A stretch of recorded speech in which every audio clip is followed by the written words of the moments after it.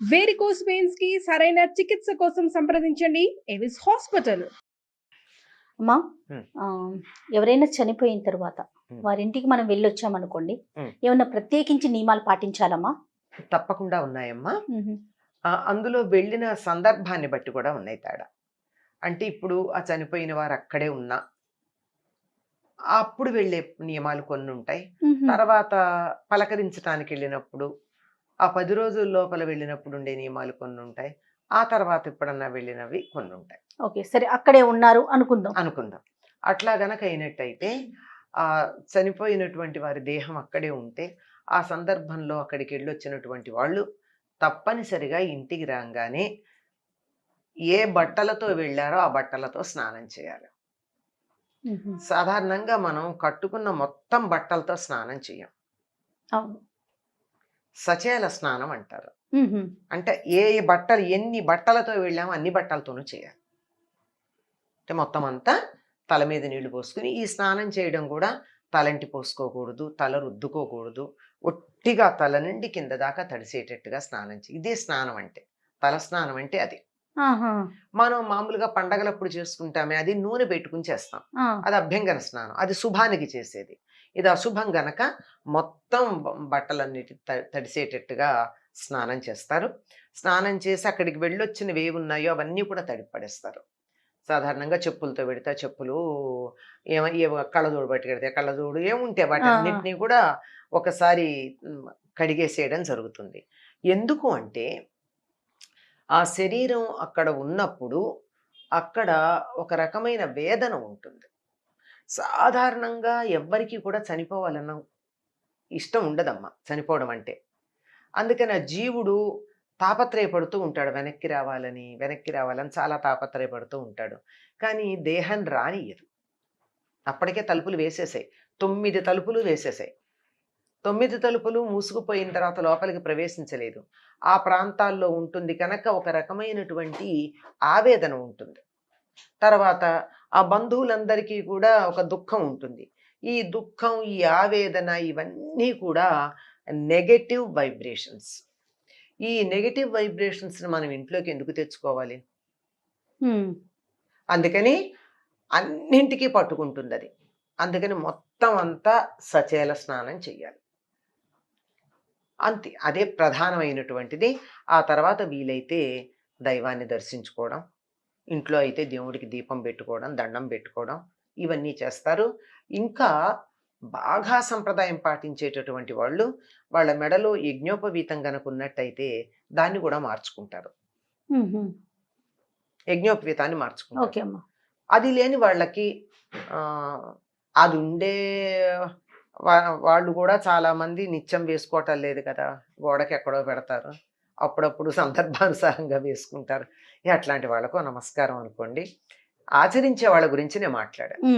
తర్వాత అక్కడి నుంచి నేరుగా ఇంటికే రావాలి కానీ మరో చోటుకి వెళ్ళకూడదు.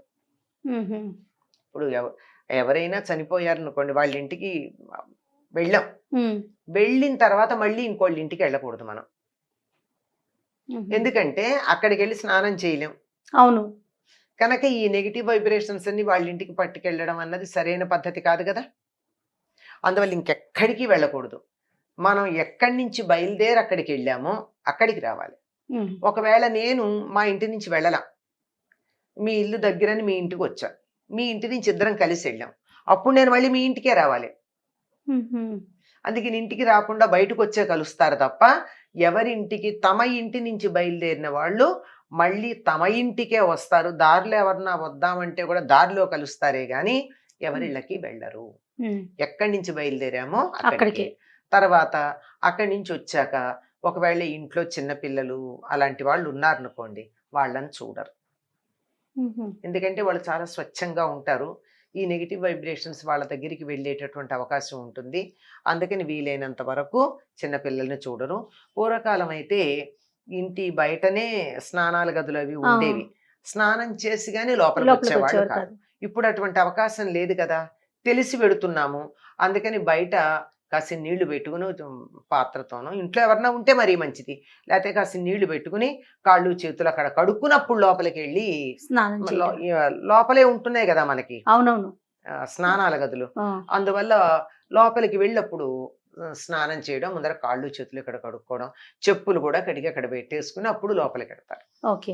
అమ్మ, వస్త్రాలకు సంబంధించి తెల్లటి వస్త్రాలే వేసుకుని వెళ్ళాలి, లేకుంటే బాధ కాబట్టి నల్లటి వస్త్రాలే వేసుకుని వెళ్ళాలి, అలాంటి సంకేతాలు ఏమైనా ఉన్నాయమ్మా? లేదమ్మా, ఉత్తర దేశంలో ఎందుకునో గాని తెల్లటి వాళ్ళందరూ వస్త్రాలు వేసుకెళ్తారు, తెల్లని వస్త్రాలు వేసుకుని పెడతారు. మనకి లేదు కదా. మనకి లేదు అట్లాంటిది. విదేశీయులేమో అది విషాదం గనక దాన్ని సూచించటానికి నల్లని వస్త్రాలు ఓకే. వేసుకుంటారు. మన మన మన సంస్కృతిలో లేదు. దగ్గరలో అట్లా లేదు. ఉత్తర దేశంలో కూడా నాకు తెలిసి ఏ శాస్త్రంలోనే లేదు, అది లౌకికమైనటువంటి ప్రాంతీయమైనటువంటి ఆచారం అయి ఉంటుంది. ఆహా, బహుశా. ఓకే. ఆ. చనిపోయిన వెంటనే వెళ్తే కనుక ఆ. అలా కాదు, మనం ఒక 10 రోజుల తర్వాత 11వ రోజు తర్వాత అట్లా వెళ్ళొస్తాం కదా, పలకరింపు. అప్పుడు 10వ రోజు లోపల వెళ్ళినా గానీ ఇంటికి వచ్చి స్నానం చేయాల్సిందే, సేమ్ నియమాలు. సేమ్. కానీ అదే సాధారణంగా అమ్మ సంప్రదాయం తెలిసిన వాళ్ళు ఆ 11 రోజుల లోపల ఆ ఇంట్లో ఏమీ తీసుకోరు. మ్మ్హ్మ్. అందులోనూ ఆ శరీరం అక్కడే ఉందనుకో అసలు తీసుకోకూడదు. ఈ కాలంలో అందరూ ఏమిటా టైంలో అక్కడ కాఫీలు టీలు అరేంజ్ చేస్తున్నారు, కానీ పూర్వం అయితే ఒకళ్ళు ఎవరైనా చనిపోయారు అంటే ఆ శరీరాన్ని తీసుకుని వెళ్ళేదాకా, దానికి సంస్కారం చేసేదాకా ఎవరు ఏమి ఊళ్ళో కూడా పొయ్యి వెలిగించేవాళ్ళు కాదు. ఆహా. పొయ్యి వెలిగించకూడదని. ఆ. అంటే వాళ్ళని తీసుకెళ్ళి ఆ సంస్కారం, ఇక్కడ స్నానాలు అవి చేయించి కదా తీసుకెడతారు, అవునవును. తీసుకుని వెళ్ళి ఆ శ్మశానం దరిదాపుల్లోకి వెళ్ళారు అన్నాక అప్పుడు వీళ్ళు ఇల్లు కడుక్కుంటారు. ఆ. ఆ తర్వాత వాళ్ళు ఊళ్ళో వాళ్ళందరూ చేయడం, ఆ. వాళ్ళ ఇంట్లో వంటలు చేసుకోవడం.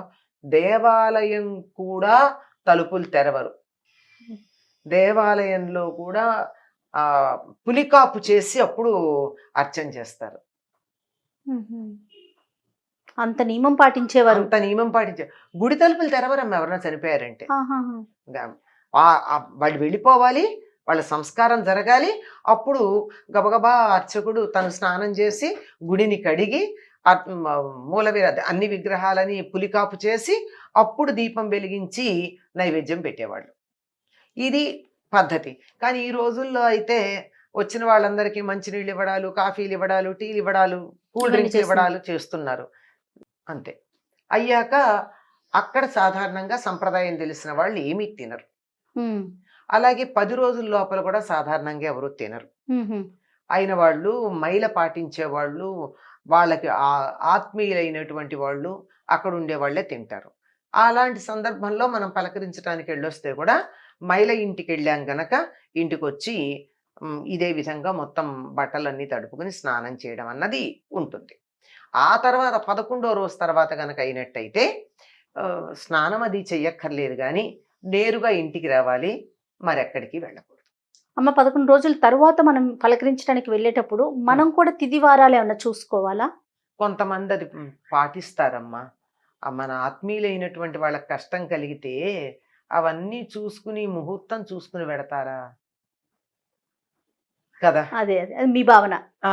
అది కొంతమంది అయితే పాటిస్తారు. అది ఆదివారం పలకరించడానికి వెళ్ళకూడదని. చాలా కష్టమైనటువంటి విషయం. ఈ రోజుల్లో ఎవరికన్నా కుదిరేదే ఆదివారం. అటువంటిది ఆదివారం పలకరించడానికి వెళ్ళకూడదు, మంగళవారం పలకరించడానికి వెళ్ళకూడదు, ఇట్లాంటి నియమాలు పెట్టుకుంటారు. మంగళవారం గురించి అయితే ఒక్కటి అనుకోవచ్చు. కారణం ఏంటంటే మంగళవారం ఎప్పుడు మారు కోరుతుందంటారు. అంచేతి వాళ్ళ ఒకళ్ళని పలకరించడానికి వెళ్తే మళ్ళీ వెంటనే ఇంకోళ్ళని పలకరించడానికి వెళ్ళాల్సిన పరిస్థితి వస్తుందేమో అని. అంతకన్నా మరొక కారణం కాదు.